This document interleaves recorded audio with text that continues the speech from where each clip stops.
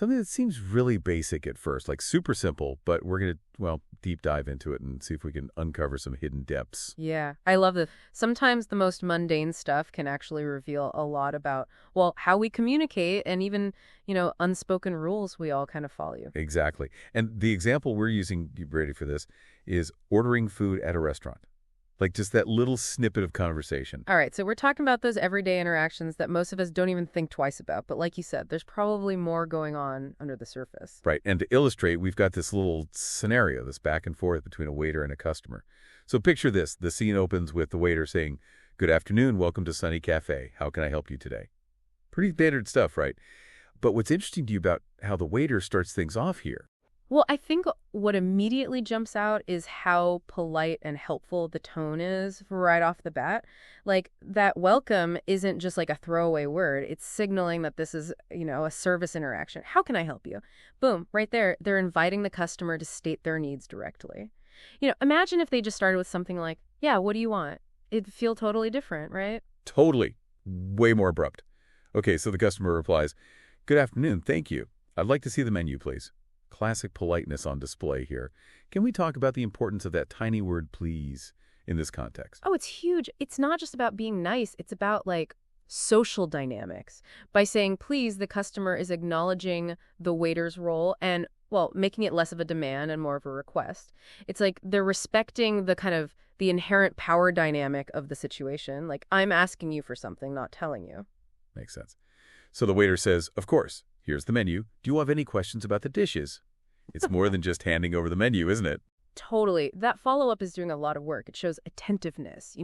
I'm here to help, not just, here's your food, bye. Plus, it invites the customer to engage more. Like, maybe they need clarification or want suggestion. Shows the waiter is there to assist, not just take an order and run. Yeah, I see that. Okay, so the customer does take that opportunity. Yes, what do you recommend for lunch? That seems smart, right? Especially if you're unsure about the menu. Oh, absolutely. It's tapping into the waiter's expertise. Like, this menu, what's good. It can speed up the decision making and might even lead to something they wouldn't have thought of on their own. And notice it's, what do you recommend for lunch? It keeps it focused, right? Not just like, what's good, which is super open-ended. Good point. So the waiter gives two options. Our grilled chicken sandwich is quite popular, and we also have a delicious pasta with creamy tomato sauce. They're highlighting popularity and using all this descriptive language.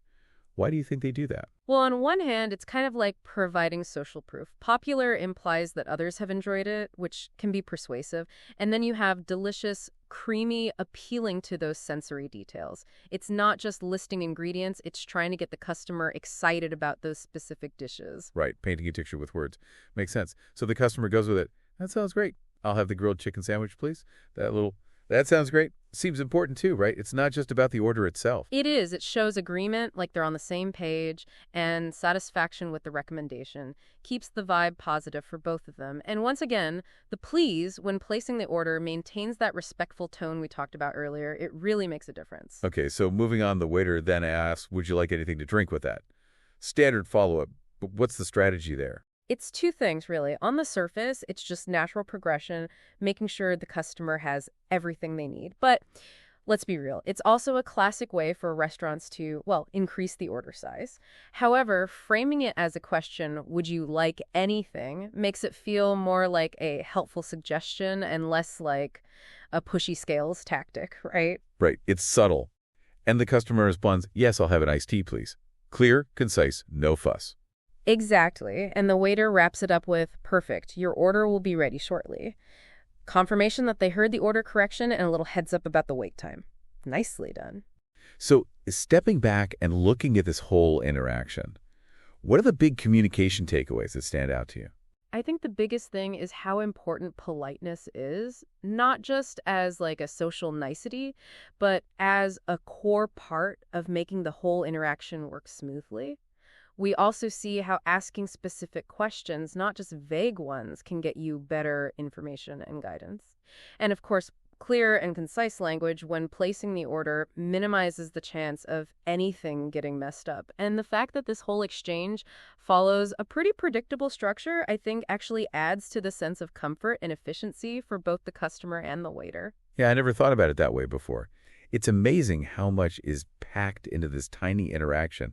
It really shows how these everyday conversations are like the building blocks of effective communication in all sorts of contexts. Totally. And the cool thing is, once you start paying attention to these subtle dynamics, you start seeing them everywhere. It makes you realize that even something as simple as ordering food can teach us a lot about, how we connect with each other and get what we need.